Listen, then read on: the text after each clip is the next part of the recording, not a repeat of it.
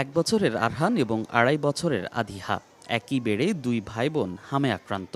একসঙ্গে আইসিইউতেও ছিল 6 দিন। তবে স্বস্তির খবর, রাজধানীর ডিএনসিসি হাসপাতাল থেকে সুস্থ হয়ে বাড়ি ফিরছে তারা।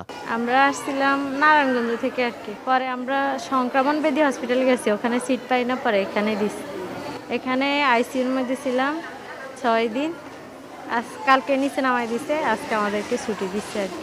হাসপাতালে ভর্তি বেশিরভাগ শিশুর সংক্রমণ ছড়িয়েছে আক্রান্তদের সংস্পর্শে এসে। আক্রান্ত হচ্ছে একই পরিবারের একাধিক শিশু।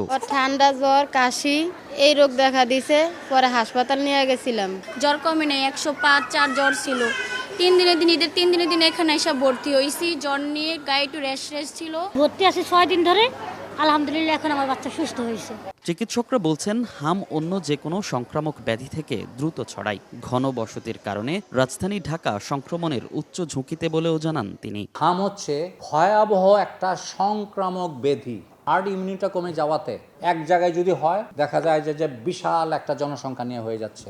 যেই শহরে লোক সংখ্যার ক্ষমতা বোধহয় আইডিয়ালি 50 লাখ, সেখানে 3 কোটি বসবাস করে, ফলে রোগটা দ্রুত ছড়াচ্ছে। প্রাদুর্ভাব ঠেকাতে আক্রান্তদের পাড়া মহল্লা ভিত্তিক আইসোলেশন করার পরামর্শ দিচ্ছেন জনস্বাস্থ্য বিশেষজ্ঞ। যারা কমিউনিটিতে এখন অসুস্থ হয়ে আছে, গুরুতর অবস্থায় যায়নি, তাদেরকে যদি আমরা স্বাস্থ্যবিধি অনুসরণ করে তাদেরকে একটা জায়গায় নিয়ে এসে প্রত্যেক পাড়া মহল্লা ভিত্তিক তাদের চিকিৎসা এবং আইসোলেশন করে রাখতে পারি, তাহলে রোগটা আর ছড়াবে না। কাজে এই 3টা কাজ একত্রিত করতে পারলে কেবল আমরা সর্বোচ্চ সুরক্ষাটা পাবো। তবে টিকা হচ্ছে এর মধ্যে সবচেয়ে বেশি গুরুত্বপূর্ণ। দেশে হামে আক্রান্ত ও উপসর্গ নিয়ে মারা গেছে প্রায় 150 শিশু। হাসপাতালে ভর্তি হওয়া রোগীর সংখ্যা ছাড়িয়েছে 11,000। মনির হোসাইন, সময় সংবাদ, ঢাকা।